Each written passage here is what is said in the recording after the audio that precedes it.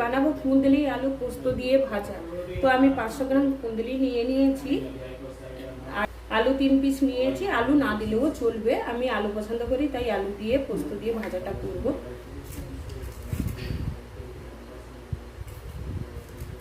আমি কুন্দলিটা এইরকম 4 পিস করে কেটে নেব।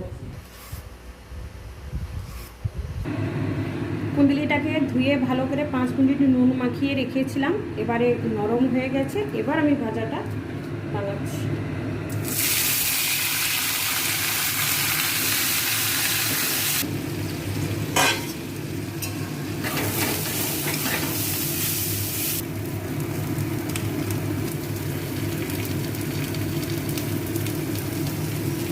একটু লঙ্কার গুঁড়ো দিচ্ছি, একটু ঝাল ঝাল খেতে লাগবে।